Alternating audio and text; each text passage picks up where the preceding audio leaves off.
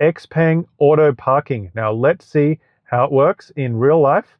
I'm gonna use the auto parking feature in this car park with plenty of space around it. Standout technology feature of the Xpeng G6. My friend Tom from Ludicrous Feed described this feature as quick, decisive, and accurate. Perpendicular to the parking bays now. Gonna press camera. Gonna go into reverse and start auto park.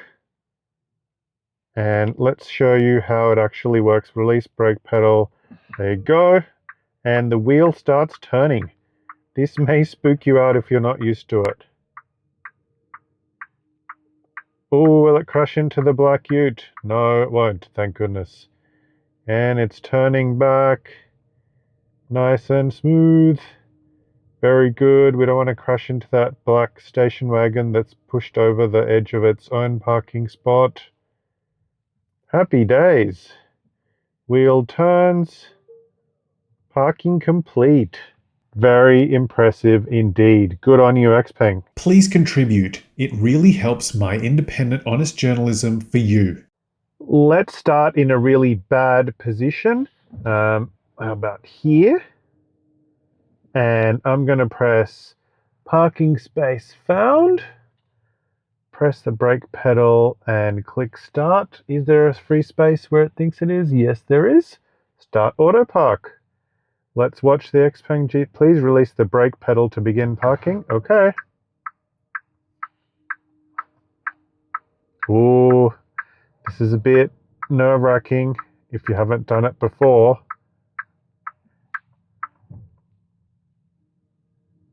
Obviously, keep an eye out for animals, small children, and the other things that can happen without much notice and appear out of nowhere. Let's get in there. And the car is stopped. That is quite impressive. Let's go outside and have a look to see, did it manage to park perfectly parallel? Well, I would give this maybe an 8 out of 10. It has gone a bit far, a little bit over the line there. And what about in terms of being within the lines? That's pretty good. What about on this side? That's pretty good as well. There is a bit of space left here at the front, so I would give it a 10 out of 10 if it had not backed up so much. Yeah, so what happens if, for example, a really big car like a Ford Ranger parks in the spot right behind it? It's going to need that full length, and it won't have it if this car is backed up as much. But if you want to, this is still pretty good. I mean, all you need to do to adjust it is come forward maybe 30 centimeters. Let's try another test. Take 2. Let's try and do an auto parking test. And we want to go into reverse. Start auto park. Please release the brake pedal. Oh, okay, it's going for that car park there. I wonder how you get to choose. Can you choose the car park you're going to? Apparently not. Oh well. Now it's going to park next to another car.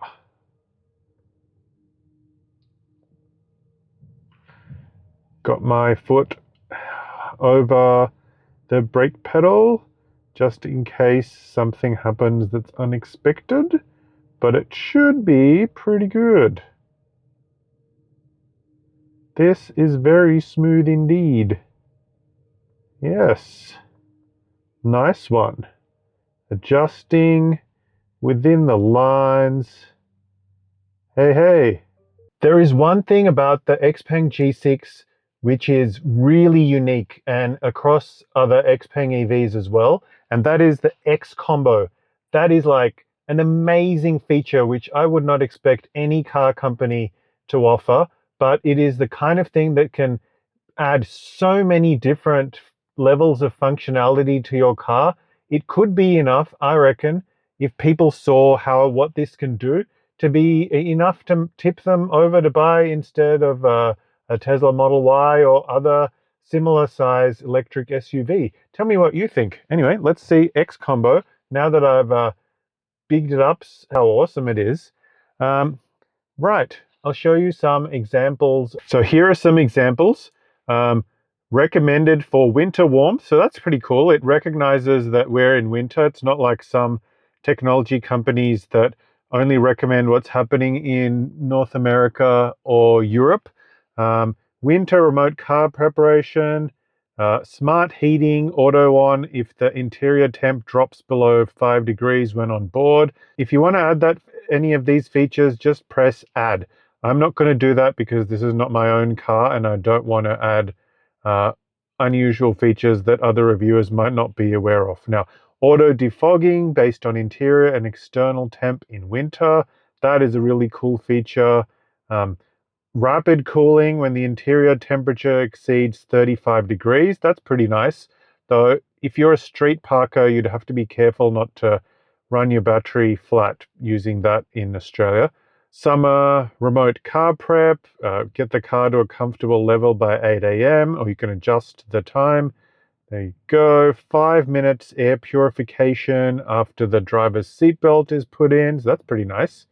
Daily ventilation, turns the AC on at a scheduled time and turns it off after a while. That's also pretty good, especially if you're away on holidays and you don't want your car air to get all musty inside and maybe moldy if it's raining a lot outside. Making sure that the seat heating and other features automatically turn off after the passengers leave the seat. So that's quite handy. So you might have the seat heated to drop someone off somewhere and then they get out of the car, you keep driving. You don't want to keep heating that seat for no reason. Low power on low battery. That's kind of cool. So it turns some things off when your range is lower than 50 Ks. Yeah, so there's like crazy number of cool features. Auto activate sentry mode when leaving the vehicle. So that's nice. Otherwise, you'd have to manually do it yourself. In the DVR settings, XGuard, where are we? Turn XGuard on. Yes, enabled, must be enabled each time the vehicle is locked. But if you're using X Combo, it doesn't need to be because it'll do it by itself. Good. Yeah. How cool is this? And this is just like a tiny number of the recommended ones. Plus, you can make ones of your own. Some of you may be wondering, is the rear visibility of the Xpeng G6 pretty poor? Well, look, if you're just looking back over your shoulder, then yes, it is pretty poor. You can barely see anything. However, Xpeng have thought about this and found a solution. I wonder if you'll like it. Right, so this is the rear view vision mirror. And there's a button up here which switches from ordinary reflective mirror, which honestly doesn't show you a great deal, or if you keep this on, which I prefer better, it shows you a digital, look here, digital view of the behind your car, and very clear, even at day or night. And yeah, that's pretty cool. Yeah, I don't like digital mirrors for the side, but I can see a good reason for having a digital mirror there if the headrests and a small rear windshield mean you can't really see much looking over your shoulder or with the reflective mirror. Anyway, your choice. What do you think? Is a digital mirror a good idea? Are you worried about it breaking or not working and then you can't have any good rear visibility? What do you think? Let me know in the comments. You probably know from other mainstream media reviews that the Xpeng G6 has a really good 360 camera. Excellent. But what they probably haven't told you is that hiding underneath this center console are two USB ports. And if you plug a USB stick into one of those and set it up properly, you can use the car's built-in cameras as a 1080p four-way dash cam. Let's have a look at that. And so you'll go in the menu, press DVR, and you can see all of these recordings. By standard, you get two files recorded at the same time. One is the front view, and then if you press surrounding, you can then play the other file recorded at the same time, which shows you each of the 4 views of the camera: front, back, left, and right, which is pretty cool. Not a very common feature. I've also seen it in the Zeekr 7X, but not in many other cars. Thanks for liking, subscribing, and sharing my videos. It really helps me make more videos like this for you. And have a look at the suggested videos up above. I'm pretty sure you'll like those as well. Thanks, and see you later.